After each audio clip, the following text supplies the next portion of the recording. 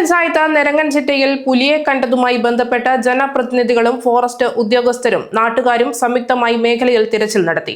തിരച്ചിലിനിടയിൽ പുലി ഭക്ഷിച്ചതായി കരുതുന്ന കുറുക്കന്റെ അവശിഷ്ടങ്ങളും കണ്ടെത്തി. മലയോര മേഖലയിൽ ജനങ്ങളുടെ ജീവന് ഭീഷണിയായി വന്യമൃഗശല്യം അതിരൂക്ഷമായി വർദ്ധിച്ചു വരികയാണ്. പായം, അയ്യൻകുന്ന്, പേരട്ട, കോളിത്തട്ട്, കരിക്കോട്ടക്കരി, ആറളം തുടങ്ങിയ മലയോര പ്രദേശങ്ങളെല്ലാം തന്നെ ആന, പുലി, കടുവ തുടങ്ങിയ വന്യജീവികളുടെ ഭയത്താൽ കഴിയുകയാണ്. പായം പഞ്ചായത്തിലെ നിരങ്ങൻചിറ്റയിൽ പുലിയെ കണ്ടുവെന്ന് പറഞ്ഞ മേഖലയിൽ ജനപ്രതിനിധികളും ഫോറസ്റ്റ് ഉദ്യോഗസ്ഥരും നാട്ടുകാരും സംയുക്തമായാണ് തിരച്ചിൽ നടത്തിയത്. ഈ തിരച്ചിലിലാണ് കുറുക്കന്റേതെന്ന് തോന്നിപ്പിക്കുന്ന ജീവിയുടെ പുലി ഭക്ഷിച്ചതായുള്ള അവശിഷ്ടം കണ്ടെത്തിയതും.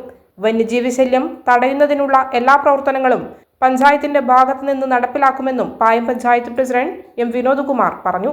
പായം പഞ്ചായത്തിലെ നരിമട നിരങ്ങൻചിറ്റ പ്രദേശത്ത് പുലി സാന്നിധ്യമുള്ളതായി കുറച്ച് ദിവസങ്ങളായി നാട്ടുകാർ അറിയിക്കുകയാണ്. അതിൻ്റെ ഭാഗമായി ഫോറസ്റ്റ് ഉദ്യോഗസ്ഥരും പോലീസും എല്ലാം കഴിഞ്ഞ ദിവസം ഇവിടെ സന്ദർശനവും പരിശോധനയും പ്രാഥമികമായിട്ടുള്ള പരിശോധനയും നടത്തിയിരുന്നു.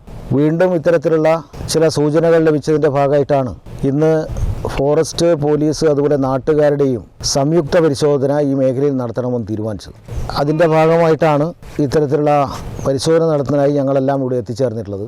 പഞ്ചായത്ത് ഭരണസമിതി അംഗങ്ങൾ ഉൾപ്പെടെ ഇതിന് നേതൃത്വം കൊടുക്കുകയാണ്. ഫോറസ്റ്റ് ഡിപ്പാർട്ട്മെൻറ്റിൻ്റെ ഉദ്യോഗസ്ഥന്മാർ ഇപ്പോൾ എത്തിച്ചേരും. ഈ മുമ്പിലുള്ള മല കേന്ദ്രീകരിച്ചുകൊണ്ടാണ് പരിശോധന നടത്തണമെന്ന് ഉദ്ദേശിക്കുന്നത്. അത് കുറേ കാലമായി ആളുകൾ ഉപയോഗിക്കാത്ത ഒരു പ്രദേശം കാട് പിടിച്ച് തിക്ക് ഫോറസ്റ്റ് എന്നുള്ള നിലയിൽ തന്നെ മാറിയിട്ടുണ്ട്. അവിടെ ആയിരിക്കും ഇത്തരത്തിലുള്ള ഒരു സാന്നിധ്യം ഉണ്ടാവുക എന്ന് തന്നെയാണ് നോക്കുന്നത്. എല്ലാ സന്നാഹത്തോടുകൂടി 3 ഭാഗങ്ങളിലൂടെ അവിടെ കേന്ദ്രീകരിച്ച് പരിശോധന നടത്താനാണ് ഉദ്ദേശിക്കുന്നത്. ജനങ്ങളുടെ ആശങ്ക അകറ്റലാണ് ഏറ്റവും പ്രധാനപ്പെട്ട ചുമതലയായി ഞങ്ങൾ കാണുന്നത്. ആ നിലയിലുള്ള ഇടപെടൽ നടത്തും. അതുപോലെ തന്നെ മുമ്പേ നിശ്ചയിച്ച പോലെ ഉപയോഗിക്കാത്ത സ്ഥലങ്ങൾ ഒട്ടേറെ ഈ പ്രദേശത്തുണ്ട്. കാട് പിടിച്ച് കിടക്കുകയാണ്. അവരോട് സ്നേഹപൂർവ്വം കാട് മാറ്റുന്നതിന് വേണ്ടി അവർ തന്നെ തയ്യാറാവണം എന്നുള്ള നിലക്ക് നിർദ്ദേശം കൊടുത്തിട്ടുണ്ട്. പക്ഷേ ഇതുവരെ അതിനുള്ള നീക്കങ്ങൾ നടന്നില്ല. എത്രയും പെട്ടെന്ന് ചെയ്യുമെന്നാണ് പറയുന്നത്. പഞ്ചായത്തിനുള്ള അധികാരം ഉപയോഗിച്ചുകൊണ്ട് അത്തരക്കാർക്കെതിരായിട്ടുള്ള നിയമ നടപടി ഉൾപ്പെടെ സ്വീകരിക്കും. അതോടൊപ്പം തന്നെ അങ്ങനെ ചെയ്യാത്ത ഘട്ടത്തിൽ പഞ്ചായത്ത് തന്നെ അതിന് മുൻകൈയെടുക്കും എന്നാണ് ഇവിടെ സംബന്ധിച്ച് പറയാനുള്ളത്.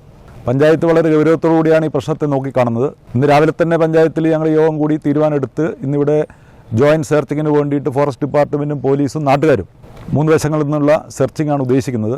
പഞ്ചായത്ത് പ്രസിഡന്റ് പറഞ്ഞതുപോലെ നമ്മുടെ ഈ പ്രദേശത്ത് ഒരുപാട് സ്ഥലങ്ങൾ കാട് പിടിച്ച് കിടപ്പുണ്ട്. അതിൻ്റെ ഏറ്റവും പ്രധാനമായിട്ടുള്ളത് ഇവിടെ ശാരോൻ്റെ ഒരു കുന്നാണ്. 60 ഏക്കർ സ്ഥലമുണ്ട്. അതിന് ചുറ്റുപാടും വേറൊരു 10-15 ഏക്കറുണ്ട്. അപ്പോൾ ഈ പ്രദേശത്തെ കാടുകളൊക്കെ തന്നെ ആദ്യം തന്നെ വെട്ടിത്തെളിക്കണം എന്നുള്ളതാണ് ഏറ്റവും പ്രധാനപ്പെട്ട കാര്യം. അതാണ് പഞ്ചായത്ത് പ്രസിഡന്റ് ഇപ്പം പറഞ്ഞത്. വേറെ ഇതിനെക്കുറിച്ച് കൂടുതലൊന്നും പറയാനില്ല. പഞ്ചായത്തും അതുപോലെ തന്നെ ബന്ധപ്പെട്ട മെമ്പർമാരും നാട്ടുകാരും ഈ വിഷയം ശാശ്വതമായി പരിഹരിക്കുന്ന കാര്യത്തിൽ വളരെ വിജിലൻ്റായി ഇടപെട്ടുകൊണ്ടിരിക്കുകയാണ്. പിന്നെ എനിക്കൊന്ന് പറയാനുള്ളത്, ഇപ്പം പ്രധാനപ്പെട്ട ഒരു കാര്യം, ഇന്നലെ ഇപ്പോൾ എൻ്റെ ഒരു സുഹൃത്ത് കാനഡ എന്ന് പറയുന്ന രാജ്യത്ത് നിന്ന് വന്നായിരുന്നു കേട്ടോ പ്രസിഡന്റ്.